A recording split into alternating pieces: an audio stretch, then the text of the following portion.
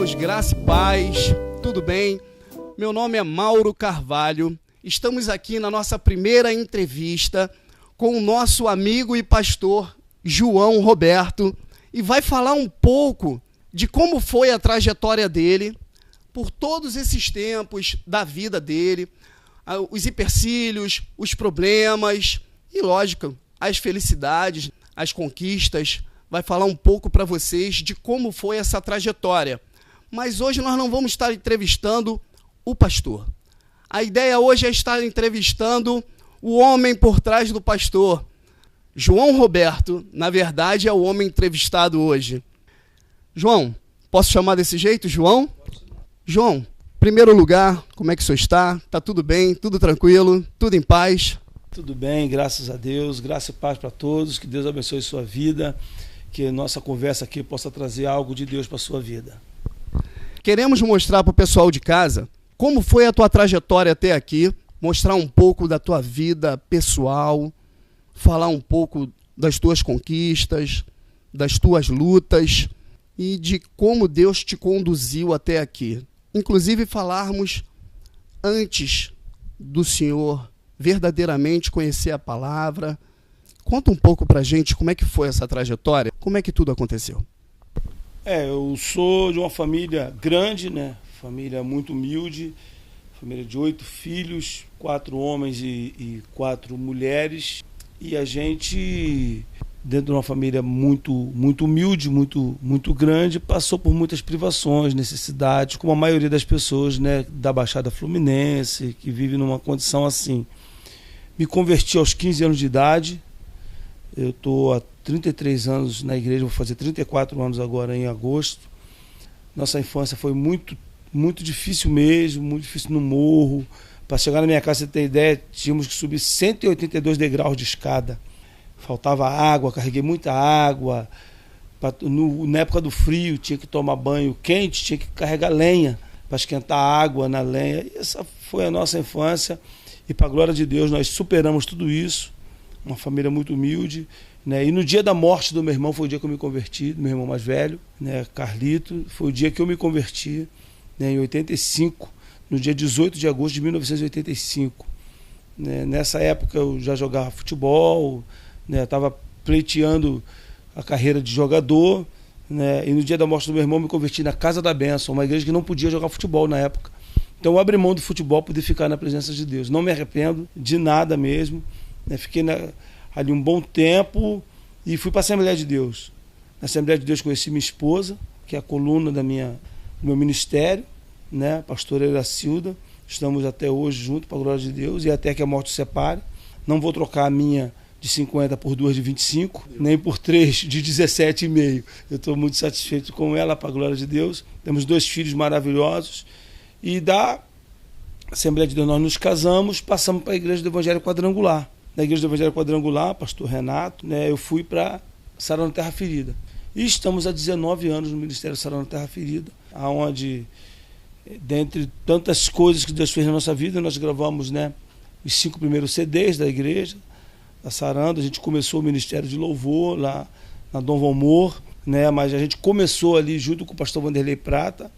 Começamos juntos, começamos com o Ministério do Louvor, recrutamos todo mundo, montamos outros ministérios, né? E para a glória de Deus está aí, frutificando. Não faço mais parte do Ministério de Louvor, mas faço parte da igreja pastoreando e auxiliando no que for preciso. Eu não tenho problema em ser Arão, porque todo mundo hoje em dia quer ser Moisés, né? Eu não tenho nenhum problema em ser Arão, segurar no braço do pastor, né? E a gente está rompendo juntos aí.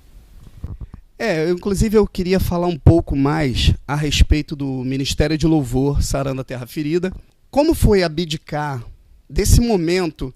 E foi um momento que vocês estavam começando a fazer o nome, Sarando a Terra Ferida de Louvor, vocês estavam começando a fazer o nome, já estavam numa empreitada boa, e pelo que eu estou entendendo que o senhor está falando, o senhor abriu mão, o senhor abdicou do Ministério de Louvor para estar mais envolvido com a palavra em si, não é isso? Conta um pouco mais detalhado para a gente como foi. Na realidade, praticamente as mesmas pessoas, né, que estão lá. o Poli, Lene Cardoso, a Ramona, o Rafael Black, Grande, Daniel, nós estávamos bem, o Ministério do Louvor já estava consolidado já com 5 CDs. É verdade. E aí o senhor citou o pastor Poli, que também é um dos membros que em um determinado momento percebeu que era o momento de sair e buscar novos rumos, né, dentro da pregação, dentro da palavra. Quer dizer, na verdade parou de louvar, mas continua aí angariando almas, vamos colocar dessa forma, para Deus, né, trazendo pessoas para próximo dele. Em um determinado momento, lá no início da nossa entrevista, o senhor falou a respeito do futebol. O senhor disse que chegou a jogar. O senhor chegou a jogar profissionalmente? Não, profissionalmente não, porque eu parei com 15 anos de idade. Mas eu já estava num período de avaliação no Fluminense, né, e já tinha jogado em alguns clubes de pequena expressão, né, aqui na Baixada Fluminense. E chegou o momento de que, quando eu me converti no dia da morte do meu irmão, conforme eu te falei, a igreja que eu me converti, Casa da Bênção, ela na época não permitia jogar futebol.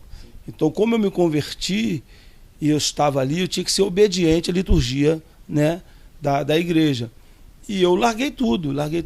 E por conta disso, né, meu pai teve uma briga muito grande comigo, pediu para eu escolher entre minha casa e a igreja, entendeu? Eu falei, não é nem questão de escolher a igreja, eu escolho Jesus. Eu não vou abandonar o Senhor, entendeu? Mas aí o período foi bom, mas não sinto falta, não. Não fico frustrado, não tenho tristeza com relação a isso, não. Eu sei que tudo foi plano de Deus. Na minha vida, Mauro, tudo é plano de Deus. Tudo. Eu digo até que, quando eu saí do Ministério de Louvor, eu saí do louvor, mas o louvor não saiu de dentro de mim. Porque eu não fui, assim, eu não caí de paraquedas, né, para ministrar louvor. Eu fui ungido pelo bispo Bené Gomes, que na época era do Coinonia de Louvor, né? Então a unção, ela é irrevogável, ela é irreversível. Uma vez ungido, irmão, você está ungido. Então eu sou convidado hoje para dar palestras, para dar seminários da Escola de Levitas, algumas coisas. Então eu saí do Ministério do Louvor, mas o louvor não saiu de dentro de mim, ele continua, a unção continua. E a gente continua fazendo a obra de Deus, né? Trabalhando, ajudando. Às vezes lá na igreja, quando precisa, eu estou ali, né? Igual ontem eu ministrei o louvor, né? Ontem, às vezes precisa de alguém para tocar, porque faltou todo mundo. Quando falta todo mundo, eu toco. Entendeu? Quando falta todo mundo, eu canto. Quando não tem ninguém, tem eu ali. Entendeu? Então, a gente está aí para fazer a obra de Deus, com muita alegria. Eu queria lhe fazer uma pergunta muito difícil. Quem é João Roberto? Com a sua visão, quem é João Roberto? Olha, eu costumo dizer que eu sou a mesma pessoa do altar. Eu não mudo. As pessoas me veem brincar. Eu estava num culto de ação de graças, e foi muito interessante, eu acabei de conversar isso com a minha esposa. Estava no culto de ação de graça no sábado agora, e a gente brincando muito, falando das coisas da nossa casa, da minha vida, do nosso cotidiano. Eu e minha esposa, a gente brinca. Minha casa é uma casa barulhenta, é uma casa que todo mundo fala alto, grita, ri, sabe? Quando junta todo mundo, é uma farra só. Então a gente aqui hoje está sendo um transtorno, porque hoje está um silêncio aqui, está muito bom, está um silêncio. Não, de jeito não está sendo transtorno, não. É só um período só. Daqui a pouco você vai escutar daqui a pouco, né? A gente está sempre brigando, discutindo, coisas normais de família. Sim. Mas a gente, 90% do nosso tempo na minha casa é rir, é sorrir. Nós somos muito felizes. Amém. E a gente não brincando assim, com a minha esposa. Aí um irmão que estava lá, ele perguntou se quando a gente chegou em casa estava tudo bem. Porque ele viu a gente brincar tanto, eu falar da minha esposa, ela falar de mim, eu falar da minha sogra, sabe? Aquele negócio todo, falar da família e tal. Porque quando a gente se une assim num churrasco, numa confraternização, a gente fala, né, das coisas que acontecem no nosso dia a dia, as pessoas brincam. Só que ele não entendeu, ele achou que era briga. Eu falei, não. A minha esposa falou, não, aquilo é normal na nossa vida. Então, quem me vê no altar, me vê brincar com a minha esposa, né? Às vezes eu estou pregando, aí ela fala alguma coisa, eu falei assim, tá vendo? Nem ia apanhar hoje, agora vai apanhar. Tudo com muito respeito, né? Sabendo que é brincadeira, né? E o que eu sou no altar, o que eu sou no trabalho, o que eu sou em casa, é o mesmo João, não muda. Eu não tenho, eu acho que eu não tenho. As pessoas também falam, né? Porque tem gente que pergunta para minha esposa assim, ele é assim o tempo todo? Aí ela fala o tempo todo. Aí, como é que você aguenta? Aí ela fala, eu não aguento, eu aturo. É diferente, né? Entendeu? Porque a gente é isso, Mauro. A gente não pode ter duas pessoas. É verdade. Eu não posso ser uma pessoa do altar, uma pessoa na igreja e outra fora. Não tem como, sabe? Da mesma fonte não pode jorrar água doce e água amarga. Tá entendendo? A gente tem que ser a mesma pessoa. Claro que eu não chego no restaurante, em nome de Jesus, me dê uma pizza. Oh! Não, tá entendendo? Né? A gente é a mesma pessoa, guardada as devidas proporções, né? Sendo na igreja o mesmo pastor João, brincalhão, sabe? Que leva as coisas de Deus a sério. A mesma seriedade que eu levo as coisas de Deus na igreja, eu levo em casa, sabe? Eu costumo falar, eu não tenho amigos no evangelho. Acho que o evangelho não tem amigo, não tem apadrinhagem, tá entendendo? Você pode ser meu amigo, mas se você errar, eu vou tratar você, entendeu? Como uma ovelha, como uma pessoa que errou. Não vai deixar de ser meu amigo porque errou, mas a gente vai tratar a pessoa que errou, para que ela não possa errar mais, tá entendendo? Então eu sou a mesma pessoa, mesmo, do altar, de fora. Quem me conhece sabe que é verdade o que eu estou falando. Entendo. Todo mundo tem um momento difícil, todo mundo tem um momento que a luta fica um pouco mais agressiva, mas o senhor deixou muito claro que a sua conversão veio por conta da morte de um irmão. Esse foi o momento mais complicado, mais difícil de superar da tua infância, juventude até hoje? Esse foi o mais complicado?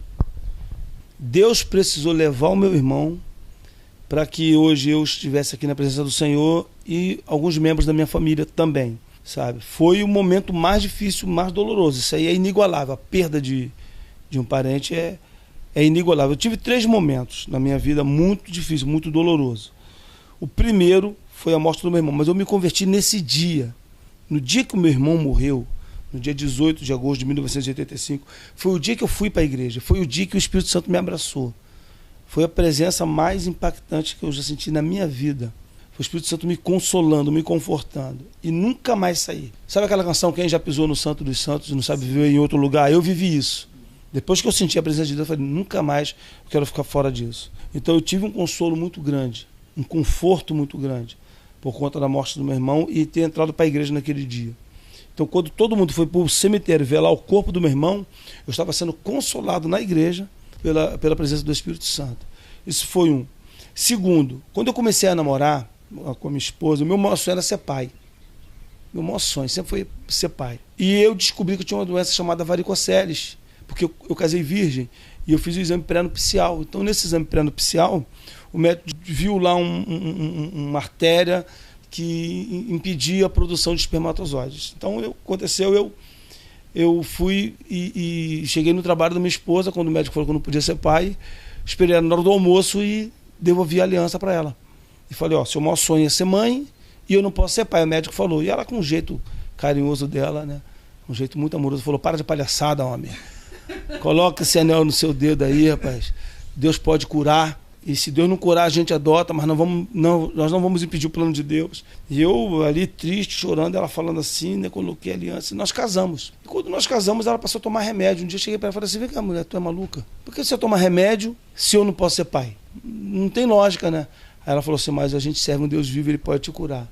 E quando Deus te curar, eu quero estar pelo menos curtir 2 anos do nosso começo de casamento. Só que já tinha feito 2 anos de casado. E Deus leva a sério o que a gente fala, Mauro. Quando aconteceu isso, ela estava grávida. Eu sem poder ser pai e ela tomando remédio.